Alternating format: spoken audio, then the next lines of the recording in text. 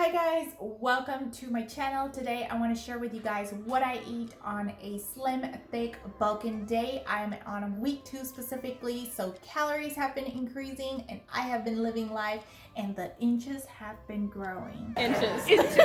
Super excited to share with you guys and also my workout. So if you are new to my channel, I make videos about evidence-based fitness. I'm also a PhD student in exercise science fitness. I'm also a PhD student in exercise science.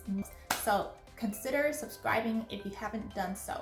But anyways, for the morning, I would usually have quick oats just because I don't want to waste any more time while getting also that wholesome carbs and also some fruits for energy and also some almond milk with some protein. But yesterday I forgot to add protein since I was on a rush.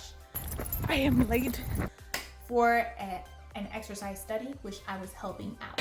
16, 17, 18, 19. So yeah, that was what went on for breakfast, and now let's roll on to lunch and then other meals, exciting things later on in the day. And this is what I am having for lunch. Sriracha, tons of veggies, and tuna.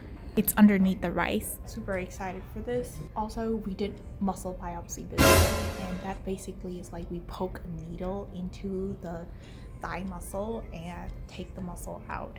And what we're doing is we're looking at the differences in androgen signaling response between low training tool failure and high load training tool failure. I'm gonna eat while I also read what to write for my endocrinology class, hormones, and I want to know differences in resistance training effects, how females would respond differently according to the menstrual cycle, how also exercise affects that. That is one thing that I want to look into. The other one is like overfeeding. I want to look at the effects of bulking and how the hormones during that would affect muscle gain. So yeah, I'm still deciding on between those two. If you guys have any suggestions, you can drop them down below. Just want to share, and yeah, so just gonna dig into that and see you for gym time. So I did 3 hours of research and now I'm heading out to the gym. Gonna have this pineapple flavored lollipop because I feel like I'm just craving sugar. So now we're at the gym, killing our glute workout, and I'm showing her hip thrust for the first time. So excited to grow inches, right? Yeah, inches. Yes, good.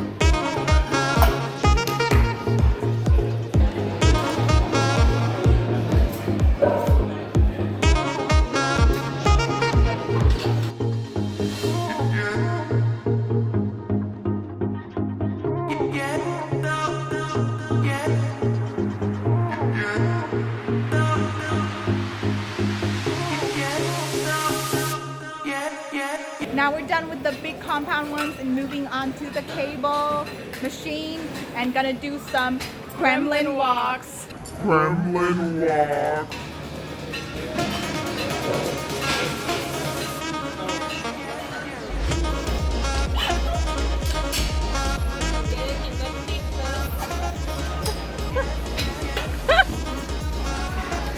Lower.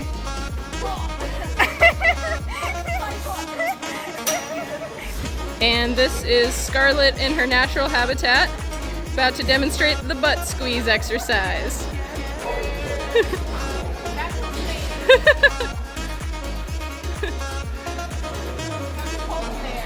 There you go. Squeeze the butt. We're growing 3 inches a day. Yep. Express your face.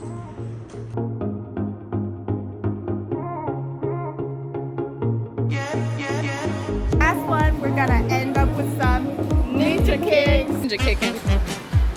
Apologize to all the ninjas out there. We know this is not as cool as what you do.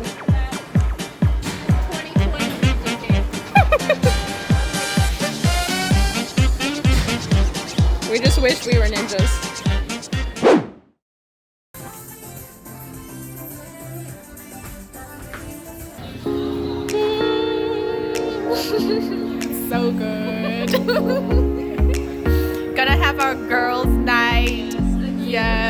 a date with ourselves. It to be a coincidence that we're on the same table at the same time at the same restaurant. So yeah, it was super fun yesterday. Ate a bunch of food. It was crab roll with seafood udon. Well over 1,000 calories just in one meal, I'm sure, because as usual, restaurant food usually have huge amount of calories compared to regular meals. And I'm not saying you should eat takeout meals or restaurant meals every day. This is the type of meal that I would have once every 2 or 3 months. So just because you saw in a video like me eating that today doesn't mean I'm eating that every day for a bulk. Instead, for the bulk, usually what I will have is fish with brown rice, chili pepper, and some lima beans. And then before bedtime, I would also have Greek yogurt and some frozen blueberries as a snack before bed too. I'm gonna share with you guys some strategies for how you should approach a bulk right now. So according to this food pyramid created by Eric Holmes, calories are the most important thing, and it's from the scientific viewpoint too. It is the most important thing, no matter what macros yours are or how many supplements you take. It doesn't matter. You gaining weight or you gaining muscle or you losing fat would depend on calories. So make sure you're hitting your calorie numbers when you are on a bulk, and it will get harder, especially later on in a bulk. So the more you go higher up, I think a smart strategy would be to slow down the weight gain as well. So the slower you go, the better. It would either if it is gaining weight or losing weight. So how do you calculate your calories? For me, what I have been doing is first find my maintenance calories. You could try that by tracking your food intake and seeing the total amount of calories you consume a day on a normal basis when you are not gaining weight or when you aren't losing weight, when your body is happily standing around there. Of course, there will be daily fluctuations of the water intake and salt and so on. So that is why it is important to get an average of what you have for a week and then dividing that by the number of days. So now you have got the maintenance calories, and after that we're gonna add some calories. So the percentage I like to add is around 5% of the total number of calories per week. So starting off, I started with around 1,700. So 5% of that would be around 86. So I would add around 80 to 100 calories every week. Of course, as the bulk goes later on, I may need to slow that down even more, so less increase as I go later on toward my bulking journey. And so this is week 2, and my calories are now roughly around 1,850 to 1,900. And I am not here to say that you should do the same as well, because depending on your daily activity, even if you are active, like shaking like this all the time, or your muscle weight, things are just different between us, your hormones.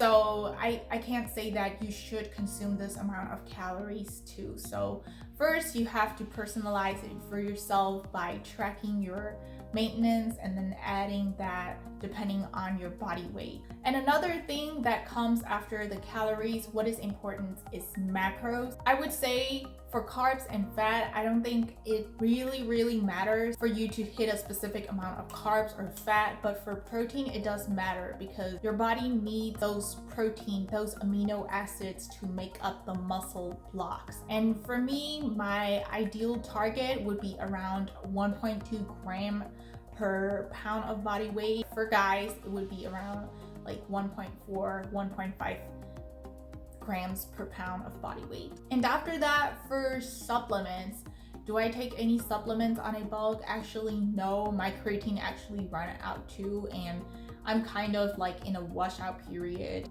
Creatine does increase the muscle engine in your body, which is known as mTOR. It directly stimulates it to upregulate it. You know, some people respond well to creatine, some people do not. And there is also creatine already in your diet, like especially in meat, it is so well present. So if you are plant-based, like which I am most of the time, I would emphasize that creatine would be important, but see if you respond well to it or not too. So yeah, thank you so much for watching, guys. I hope you guys learned a ton of information from this, or even if you have known that already, maybe you start to implement these changes into your bulking or losing weight or maintaining or whatever lifestyle that you are living in right now. Yeah, the most important thing, remember, is to be both healthy and happy, and I wish the best for you guys for all that. So yeah, thank you so much, and I will see you for my next video.